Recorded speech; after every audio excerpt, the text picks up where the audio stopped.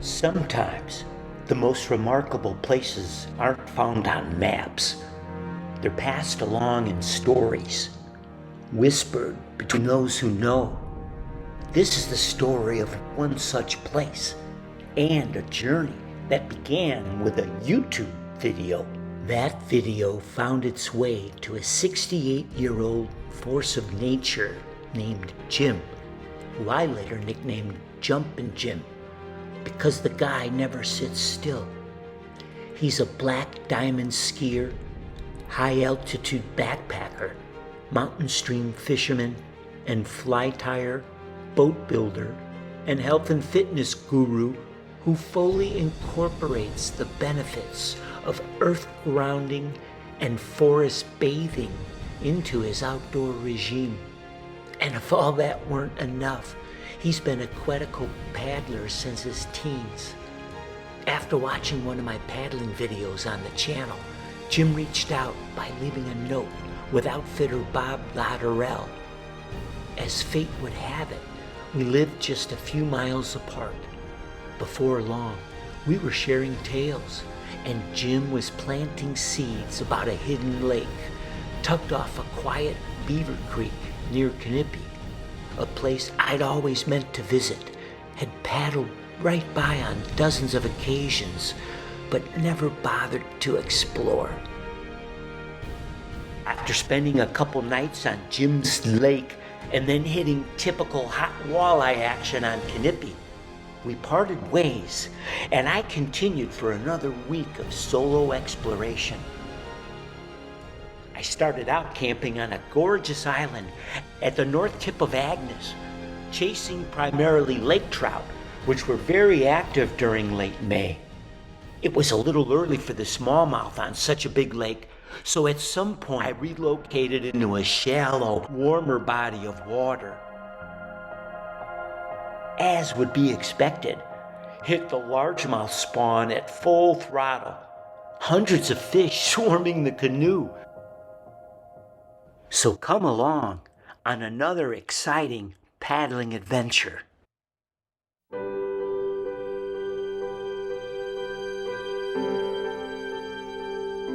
Some people remember their canoe trips by the fish they caught or the sunsets they saw. But when I think back on a lifetime in Quetico, what rises to the surface first, more than any lake or landmark, are the people who helped me get there. People like Bob Latterell. When I first started coming, it was Bob's parents manning the counter. Bob was always on the move, covering all aspects of the operation and seemingly doing every job that was important. Over the years, I watched him, not just as a guide or outfitter, but as a steward of something sacred, and for that, I'll always be grateful.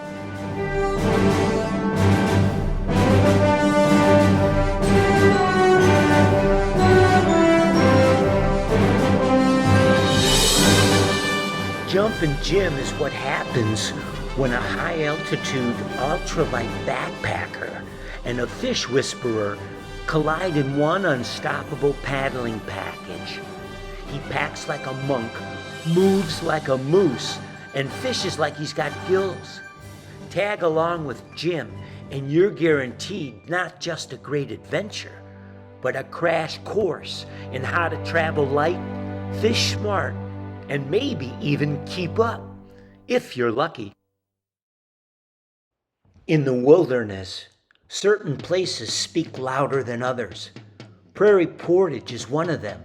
To the casual eye, it's just a wide, flat opening, a long ribbon of sand beside boisterous Bailey Bay. But if you slow down and listen, this place begins to tell its story. Long before maps or permits or border stations, Prairie Portage was a vital artery of movement. For the Ojibwe, later the Voyageurs, this spot wasn't just a convenient pull-off.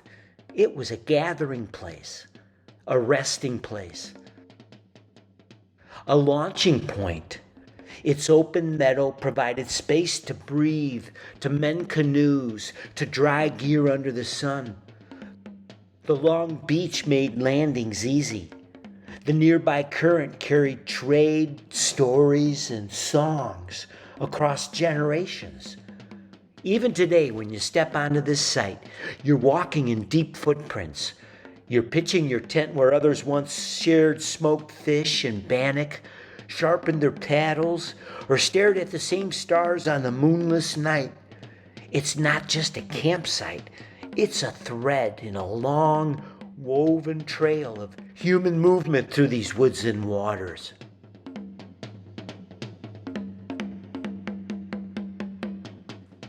Given the cold temperatures and early morning winds, once we got to Singing Brook and felt the cold sting, we did a 180 and headed up Burke and through the Beaver Creek that leads into North Bay. We avoided the wrath of the wind by hugging the shoreline, and then the wind-protected small water adventure began. We've changed our course. The northeast winds were too strong across the big water, so we tucked into a maze of small lakes, sheltered rivers, and winding creeks. It's the kind of route that feels like it's hiding in plain sight.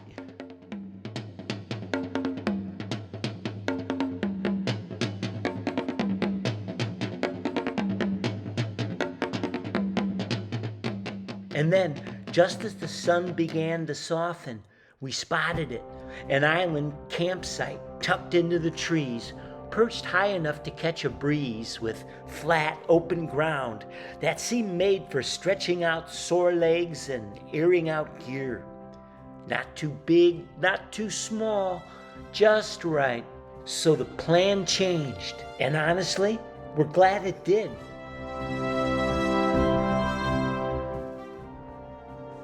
Our route took us north, toward the final portage that would drop us onto mighty Agnes. Almost 15 miles of big water, long lines, and open sky. It's a route that's seen centuries of travel, from the Ojibwe and fur traders to modern-day explorers like us. And leading the way, Jumpin Jim, shouldering his lightweight canoe with the kind of grace that only comes from decades of experience and discipline. These new ultralight designs may make the load easier, but the technique still matters, and Jim's got it down to an art. He moves over roots, rocks, and elevation like he's walking a gym floor, not a wilderness trail. As we step into the shadows of Agnes, ready for what lies ahead, it's clear. We're not just following a trail, we're following a tradition.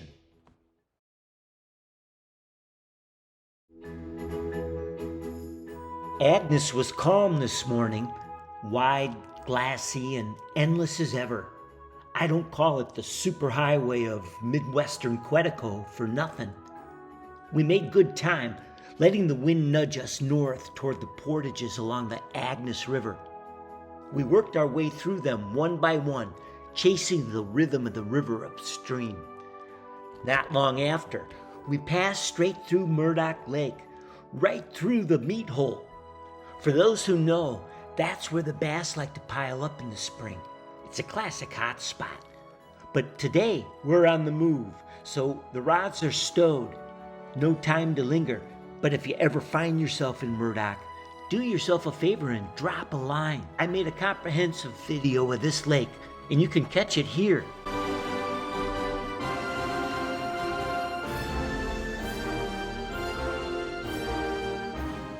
By late afternoon, we landed on a perfect site next to Paradise Island, a quiet, hidden gem with a gentle landing, shelter from the wind, and just enough open space to stretch out and breathe.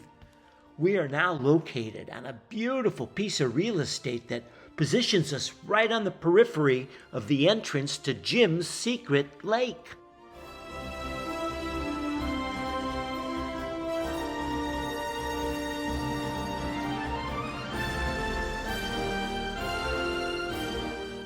Today is the big day. Just a mile away, through a winding beaver creek that twists and curls between lakes, we'll make our way into Jim's secret lake.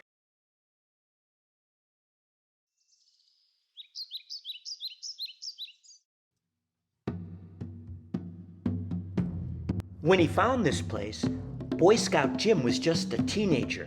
He knows every nook and cranny of this creek, as well as every reef and deep hole in the lake itself. This year is special, though, because by bringing me along, he is acknowledging the realization that at our age, it's time to share the joy.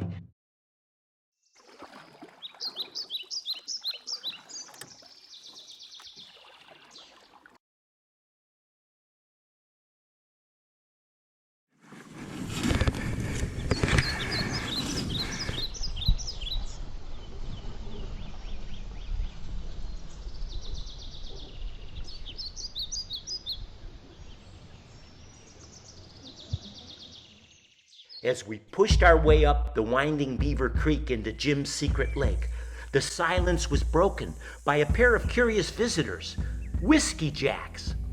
They're one of my favorite birds in the boreal forest. Also known as gray jays or Canada jays, these clever little tricksters have long been companions to travelers in the north. These birds are fearless and curious, bold enough to land on your paddle, your pack, even your hand if you've got a crumb to offer. And behind those bright eyes is a brain built for survival. They cache food in bark and crevices, using a sticky saliva to glue bits of meat, berries, or insects in place for later. Even in the dead of winter, they remember hundreds of hiding spots. Their range stretches across the northern boreal forests of Canada and into the upper U.S.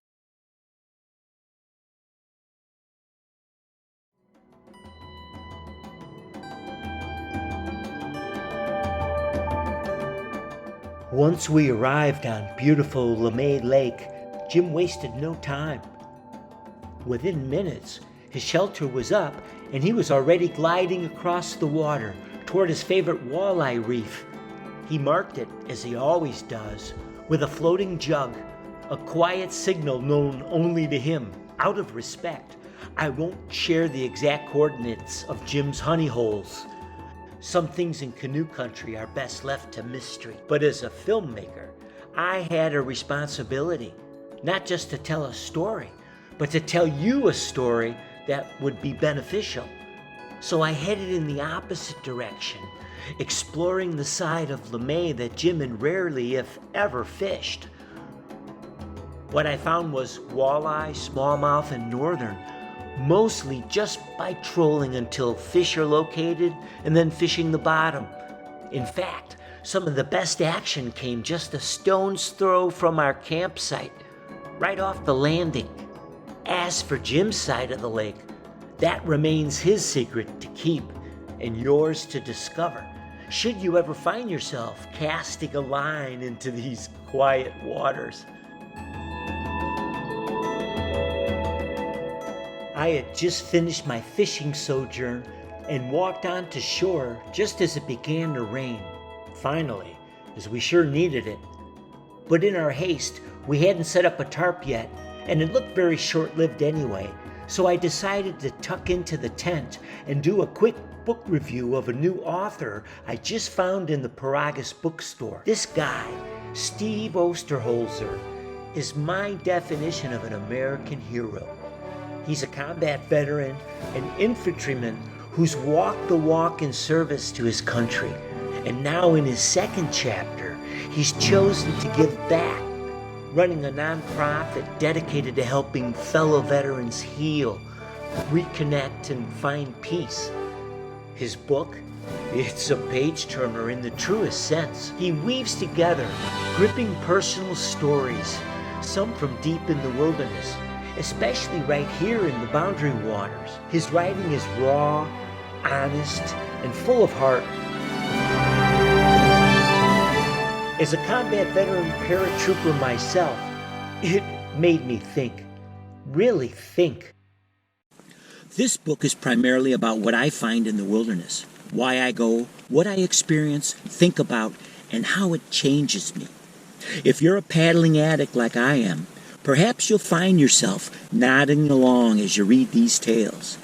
We may have paddled the same lakes, experienced the same emotions, or lived similar tales of adventure, hilarity, accidents, and personal growth. While these are my stories, perhaps they're yours too.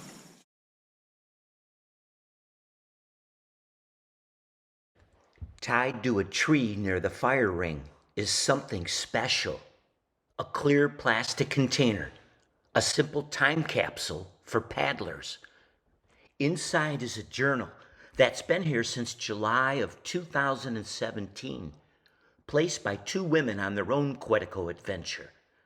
Over the years, many have added their voices, short notes, long reflections, and a few secrets shared only with strangers who might one day pass this way. Some people would say that publicizing places like this, or even mentioning a fishing hotspot, is giving away too much. I understand that. For a long time, I saw it the same way. I guarded my hard-earned knowledge, thinking I was protecting something fragile. That's the scarcity mentality. But here's the truth. Paddlers like these, the ones who take the time to leave their story for the next traveler, are becoming fewer every year. The silence in these places grows longer. It was Stu from Boundary Waters Journal who opened my eyes. Decades ago, I sent him an article about a trip I'd taken. I thought it was a good story, well written, but it was all flash, no substance, no locations, no techniques, no where or how to, just a braggadocious account of my trip, with nothing to help someone else succeed. Stu wrote back, by hand, and told me exactly that.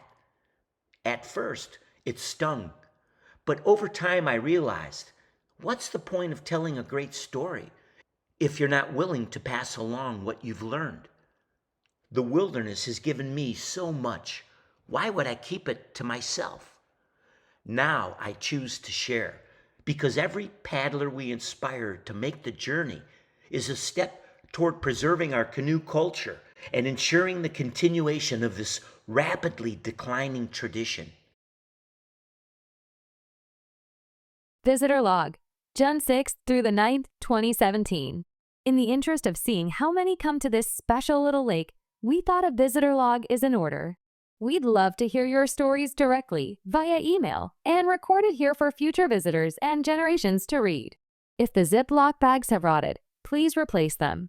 Our group consisted of 9 total with 5 children ages 9 to 14.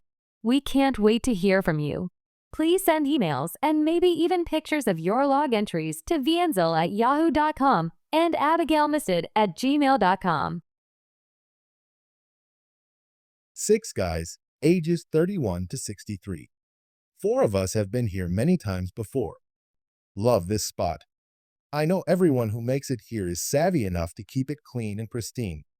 It is places like this that are my greatest refuge from the fast pace and brutal modern world. I can remember meeting my parents here with my wife and 2 young children. All the fun fishing and campfires, solitude, meals together. Almost every trip a moose is sighted, and this year is no exception, a cow in the farthest North Bay. Also a first for me. I always knew of walleye and northern up here, but wow. Largemouth bass galore. What fun! This campsite has always been our favorite in the park. It has it all for us: fishing, swimming, regular moose sightings, solitude, beauty, and the feeling of being close to God. I believe I first came here in 73 or 74 as a Charlie guide at Summer's Canoe Base, and throughout the years have brought many people to this wonderful place. If this lake could talk of all the fun we've enjoyed here, it would be epic. It puts a smile of happiness on my face. We're 4 guys from Champaign-Urbana, Illinois. This lake has outstanding fishing for walleyes. Remember, don't tell everybody about this jewel of a lake. It is special because it isn't overrun. A beautiful slice of heaven. And here's a coincidence that stops me in my tracks.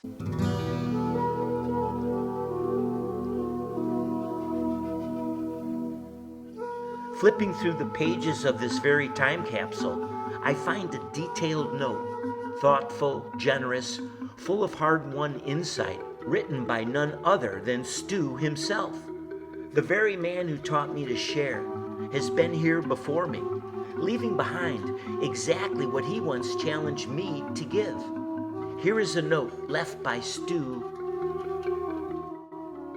Hot, humid, buggy trip up the creek today with 3 liftovers for portages. Only 1 foot deep in most of the creek. Very little rain since May. I am guiding a group of 6 with my Grand Slam guide service, Boundary Waters Journal. It's my 5th straight trip of the season, final for 2019. Heading to Hudson Bay for brook trout next week. I have done more than 200 7-day canoe trips in the past 40 years. I've always looked at Lemay Creek and wanted to canoe in here, finally made it. Just 2 of us stopped for lunch, caught 1 18-inch and a 19.5-inch smallmouth on the way down here on a whopper plopper. I see another entry mentions largemouth bass, so I will try to find them here this afternoon before heading back to our Rose Island campsite on Kawnipi. Very few people have paddled and portaged more days in this park than I, and of course we all have our favorite places. I like the remoteness of Lemay, but as a wilderness fishing guide, I am all about the fishing. Probably not a fair test of this lake, fishing at midday during midsummer, but my first impression has not been as high as other entries. Timing is everything on some of these trips. I'm glad others have found inspiration and spiritual fulfillment on Lemay Lake. May it always be so. Signed, Stu Osthoff, Ely.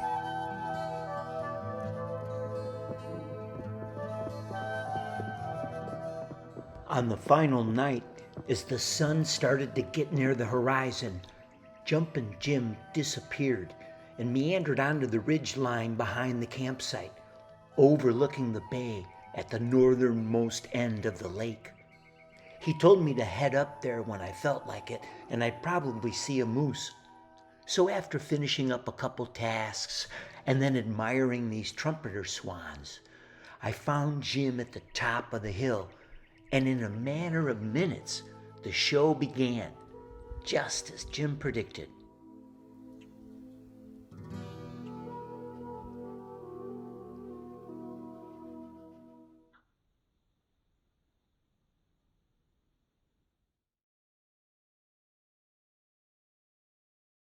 We're breaking camp this morning on Lemay, heading back to the Beaver Creek and then a short paddle to our former campsite, located right next to Paradise Island, which is not only a great campsite, but an island surrounded by walleye holes.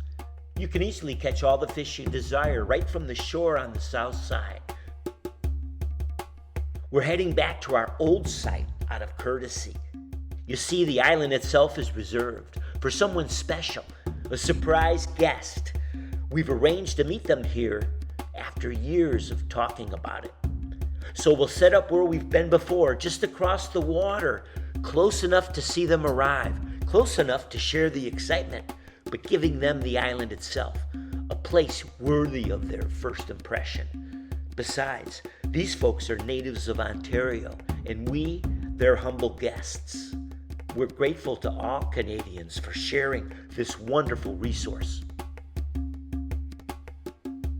Speaking of publicizing remote Quetico locations, for years I've been trading messages with another YouTuber, a kindred spirit in the love of this wilderness. You'll find them under the name Wonderfully Wild. Brent's videos capture the very soul of Quetico. Adventure laced with folklore, practical tips on fishing and gear, and a deep appreciation for the beauty and wildlife of this place. Ellie is right there beside him, matching his enthusiasm with her own sense of wonder.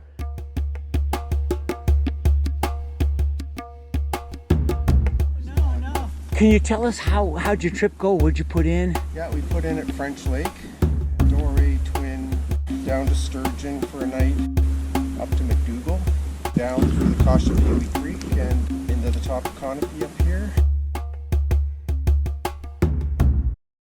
Together, they bring you along as if you were in the canoe, seated right beside them. Meeting them in person after all these years was like paddling into camp and finding old friends waiting. There's a certain camaraderie that comes when you meet someone who gets it, The long days, the quiet mornings, the shared respect for these waters.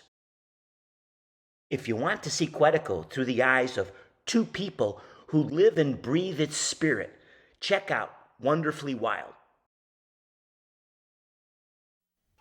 On this trip, we fell into a rhythm that was as unique as our boats.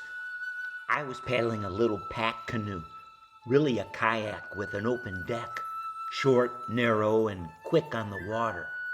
Jim, on the other hand, was in a wide freight hauling vessel that could swallow up large packs. The difference? My small packs meant I had to make 3 trips on each portage, while Jim only required 2. That sounds like I got the short end of the deal, but here's where Jim's true colors shone. Without hesitation, he stepped up to carry my 3rd load every time, just so we could keep moving at a steady clip. So we leapfrogged our way through Quetico. I'd glide ahead on the water, Jim would thunder through the portages.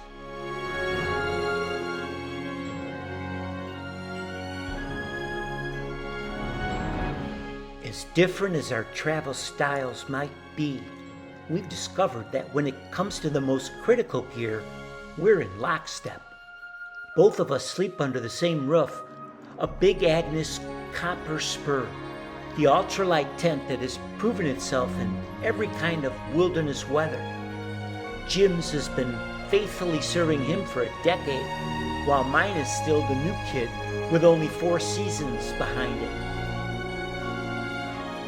And when it comes to paddling, we each wield the same weapon, a 100% carbon fiber kayak paddle, chosen for its unbeatable balance of strength, lightness, and efficiency. This is where our paths parted, as Jim heads to the bottom of Agnes for some lake trout action before he exits the park in a couple days in order to undertake the next adventure, a high-altitude backpacking fly fishing trip.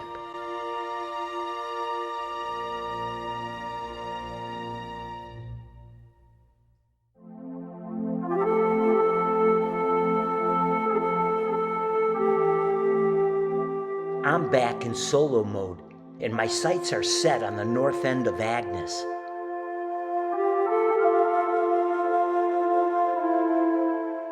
That's where this big island waits, part sanctuary, part launching pad.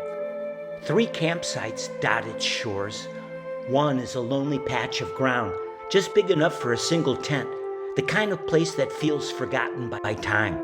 Another sits on the east side, an open, windswept perch with a view that catches the first light. But the heart of the island is the middle site. From there, a network of trails winds out in every direction, inviting you to explore every curve of shoreline, every hidden view. And all around, north, south, east, and west, lake trout feed in the cold, clear depths. No matter where you stand, the water here feels alive. It's the kind of place that draws you in, with quiet trails and hidden camps wrapping around you. After days of team travel, this is where I settle in. Just me, the island, and the waters full of feeding lake trout. There's something magical about staying on a big, beautiful island, especially when the weather smiles on you. The days unfold at their own pace. You wake to the sound of loons echoing across still water, the morning light dancing through the trees. In the warmth of the day, you wander the shoreline trails on sun-warmed rock, pausing to watch clouds drift in a wide-open sky. On an island like this, solitude isn't lonely, it's freedom. Up here in the northern wilderness, food isn't just fuel, it's survival.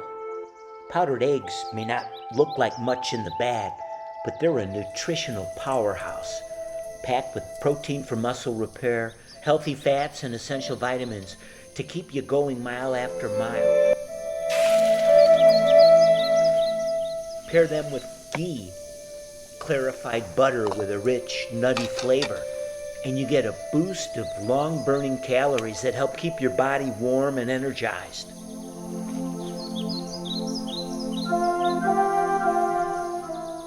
Transporting powdered eggs is simple. They're lightweight, non-perishable, and don't need refrigeration.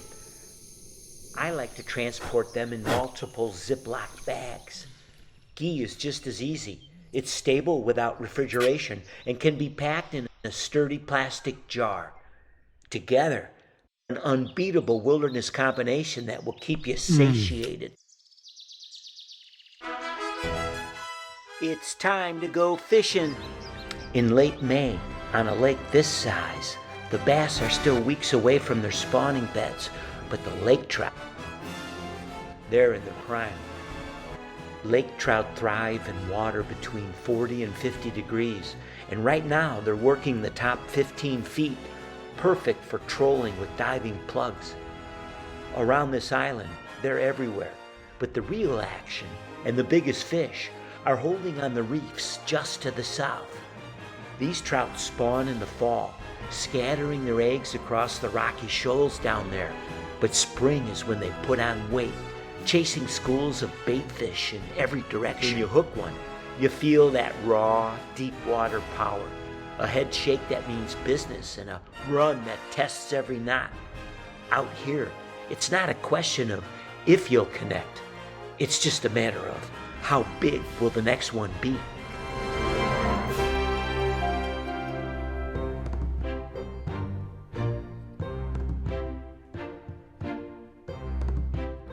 I'm drifting beneath a great white pine, long ago blown over, yet still clinging to life. Its trunk lies horizontal, but its branches have turned skyward, reaching for the sun. Nature adapts, finding a way to flourish despite the setback. And maybe that's the lesson for us. We too can change our angle, find our light, and keep on growing. That's a constant challenge for me.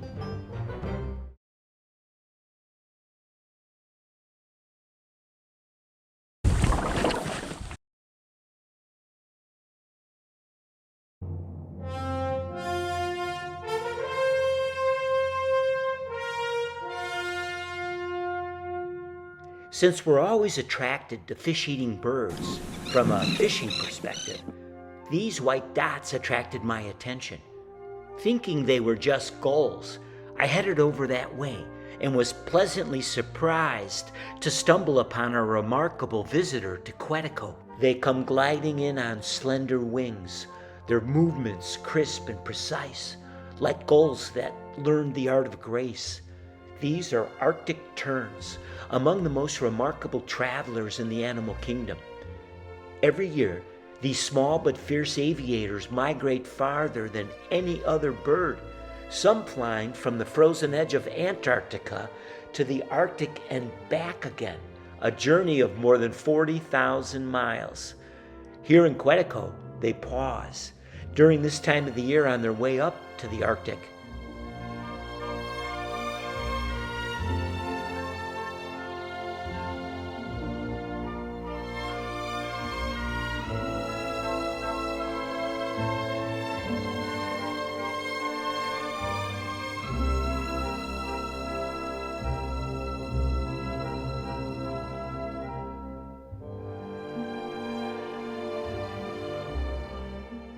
They're masters of both air and water, built for speed, maneuverability, and endless endurance.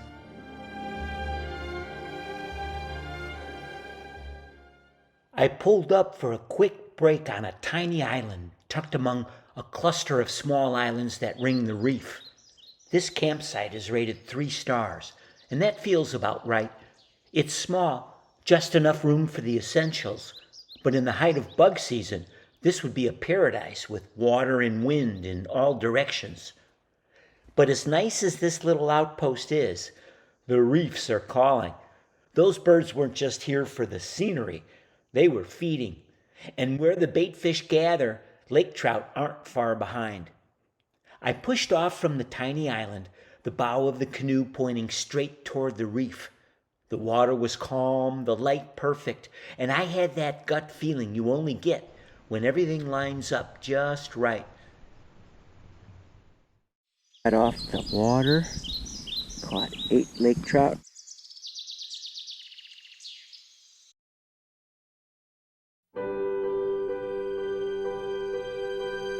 There's a certain magic to mornings in the wilderness. The lake is still, the air crisp, and the steam from a hot cup of coffee rises into the cool dawn like a promise.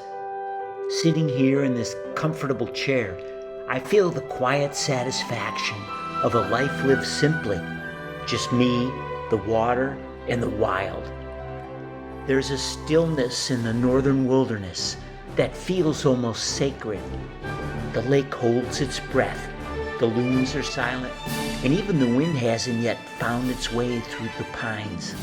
Sitting here with a steaming cup of coffee, I'm not just waking up, I'm taking time to breathe, to be present. These quiet mornings are my meditation. They clear the mind in a way nothing else can, washing away the noise of everyday life. Here, I can reflect on yesterday's adventures, be grateful for the privilege of being in such a place, and remind myself that not everyone gets to see the world like this. Gratitude in moments like these makes everything richer. The air fresher, the water clearer, the coffee better. And as I sit in stillness, I feel the promise of the day ahead. Heading for the reef for one last try. Letting out plenty of line so that we control our lure effectively. Before long, the pole jumped into my lap.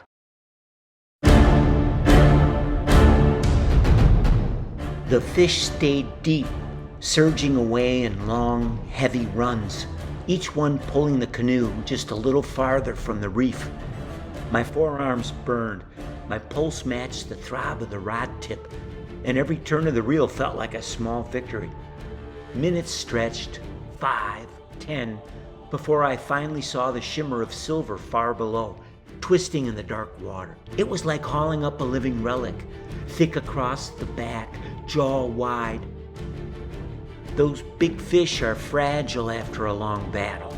Their strength spent, their gills starved for oxygen. I pushed her back and forth to create current across her gills. Sometimes it's quick, but other times, like this one, it can take 10 minutes or more before they have the power to swim away. Finally, with a strong sweep of her tail, she slid from my hands and disappeared back into the depths.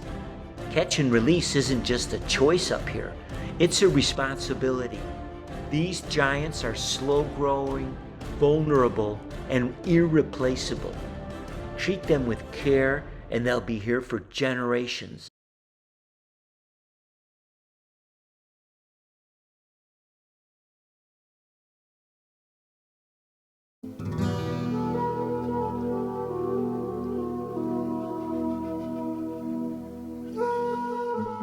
I turned my bow north toward one of the most striking sights on Agnes Lake, the North Wall. Rising straight from the water's edge, this sheer face of granite is stark, imposing, and humbling all at once. These rocks aren't just old, they're among the oldest exposed rock on Earth, part of the Canadian Shield, forged over 2.5 billion years ago in the fiery belly of the planet. Seated before them, you can't help but feel small. While the bass and mighty Agnes aren't quite ready yet, the big female's still holding in the deep pockets. I couldn't resist making a few casts, but this wasn't really about the fishing. Today was about revisiting a place full of memories, one of my favorite old campsites, the Jumping Rock site. I've brought so many friends here over the years, each trip carving its own set of stories into the stone. The site has a long-standing U-shaped bench The kind of campsite feature you feel someone must have built for the ages. And just at the edge of the shore, a massive boulder perched over a deep drop-off. Perfect for running starts, cannonballs, and belly laughs echoing across the bay. These journals weren't just for me.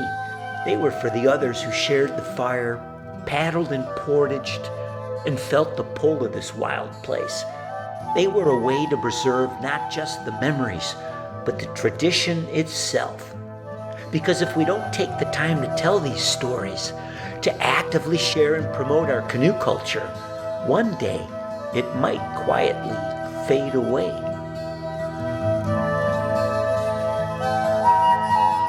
After having stayed here so many times, I remember the warm, muddy creek that flows into the bay from Reed Lake. It's always the first to warm up and is usually full of northern and bass. And this time was no exception.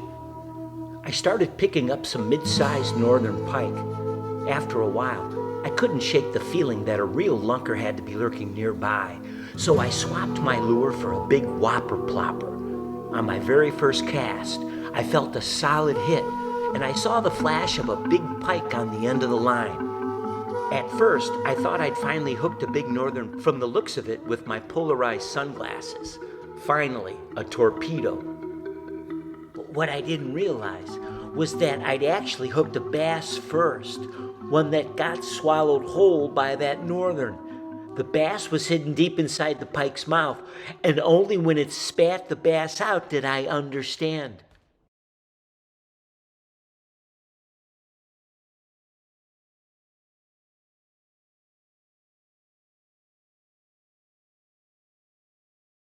Well, here's the weather forecast for tomorrow from Donna. High 72, low 44, wind north-northeast, 6 miles per hour, no rain. What a perfect day to paddle down Agnes. Once I get to the bottom, I'm going to make the portage into Meadows.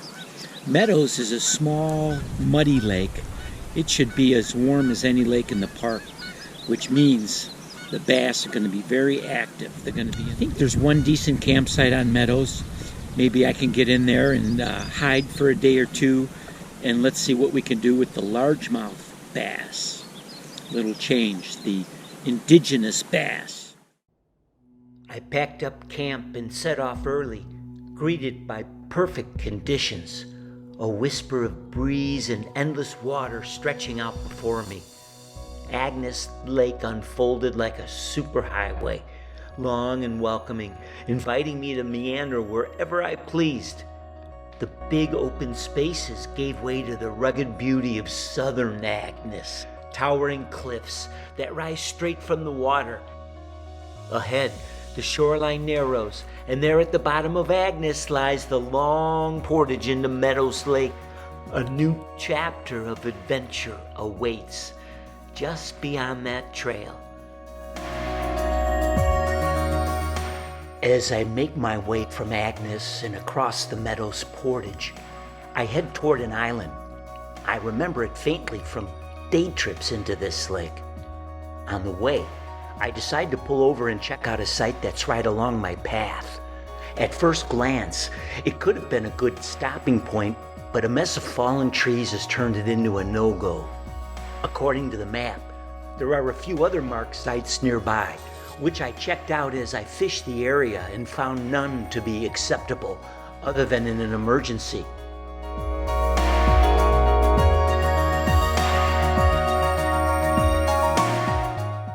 That makes the island ahead stand out even more as the best option.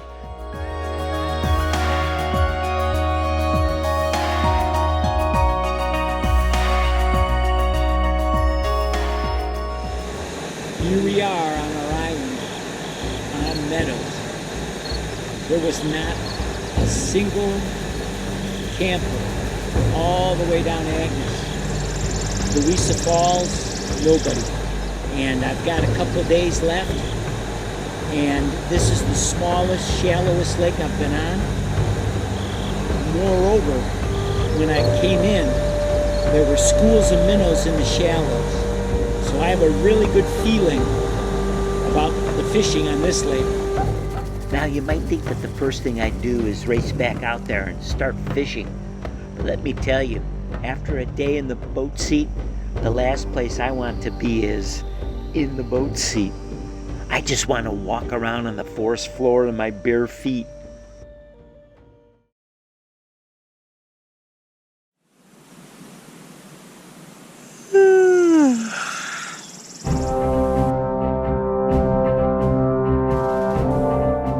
After a solid night's rest and the ritual of coffee, I secured the tent and slid the canoe from shore and set out to explore the bass action. A school of bass immediately formed up alongside me, escorting me like a welcoming committee. If that wasn't a sign of what the day held, I don't know what is. This small, shallow lake was in full swing, right at the peak of the bass spawning cycle. The fish had poured into the shallows, their dark shapes cruising over sandy patches and fanning out nests in the gravel. Here in Quetico, the largemouth bass are the original residents, perfectly at home in warm, vegetated back bays like this.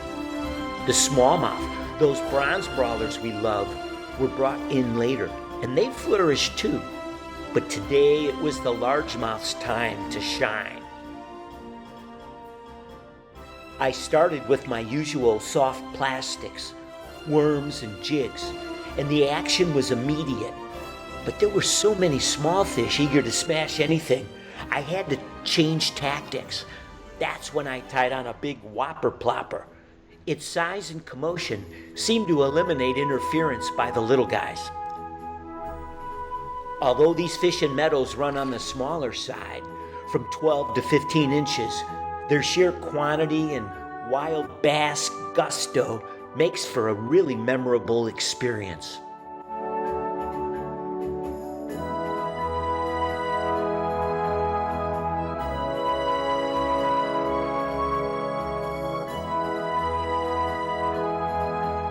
I divided the lake into two halves. Day one, I worked the first side slowly, casting along every reed bed, lily pad edge, and sunken log. The next morning, same perfect weather, I hit the other half. The verdict? This lake was an even match all around. Every cove, every point, every stretch of shoreline seemed alive.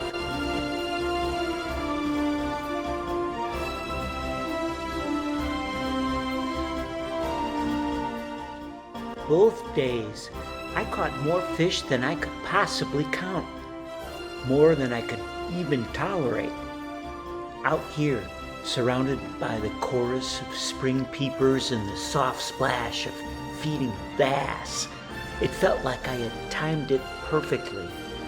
2 days in the right place, at the right moment, in the cycle of life in Quetico.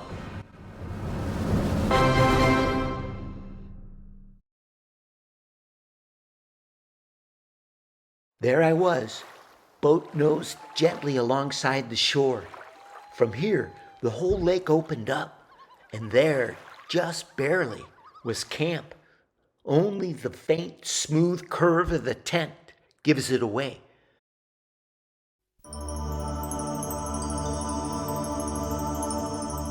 After a long, perfect day on the water, I eased back into camp. I let the quiet settle in. Until my spot chirped with a notification from Donna. Rain? Could it be? After days and days of clear skies, maybe, just maybe, we were finally going to get a good soaking. I wandered over to the far side of the island, the one that stares straight into the teeth of a southwesterly. And there it was, a dark wall of weather marching in, swallowing the horizon. I could smell the rain before it even touched the water, that cool metallic scent riding the wind. It was coming, and fast. Here we are, getting ready for the storm. You'll notice I've got a big tarp on the bottom of the tent. Creates like a bathtub effect.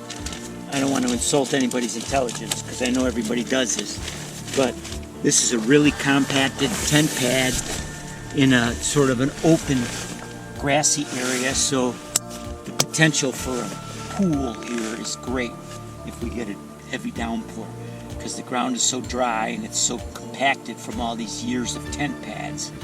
So I might be laying in a puddle. It didn't take long. Up to leave in the morning, I'm packing up. And look at that. Big puddle in the bottom of my tent, but I never even knew it because I had my bathtub tarp in place and never touched me.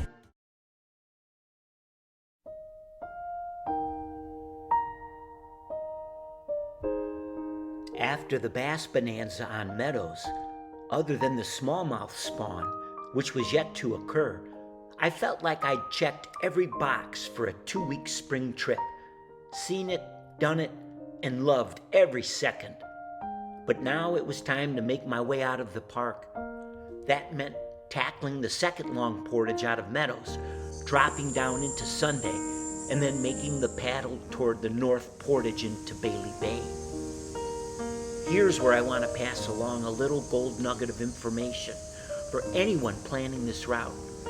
The North Portage between Sunday Lake and Bailey Bay has been completely renovated by the same dedicated group of Boy Scouts who fixed up those 2 long hauls between Agnes and Sunday. This trail is smooth, solid, and a huge time saver. In the past, we went out of our way to reach the so-called sidewalk portage at the beach. But here's the truth. It's longer, and it exposes you to the teeth of Bailey Bay when the wind is blowing out of the southwest. Taking the newly restored North Portage isn't just easier. It's the smart move, and it'll keep you out of trouble when the big water decides to flex. As I walked the final stretch of the North Portage into Basswood, the trail opened up to a sight that stopped me in my tracks. Towering before me, without question, was the largest maple I've ever seen in this wilderness. There's something about Basswood. It seems to grow everything a little bigger. Bigger trees, bigger fish.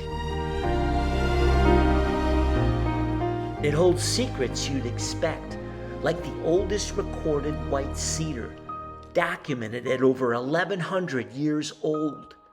It's located right here on Basswood, and I plan to document it in a future video, although the exact location will remain another Quetico mystery.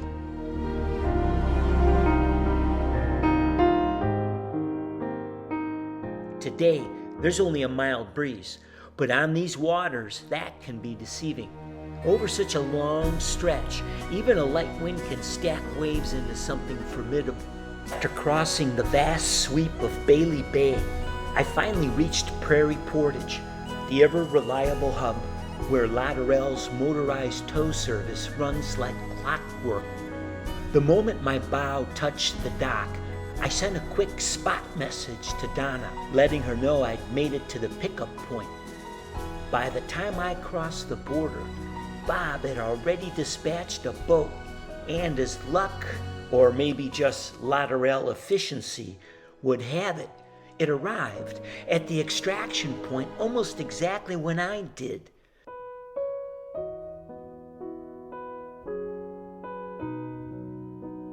Another fantastic adventure comes to an end, and like every trip into this wilderness, it leaves me both humbled and grateful.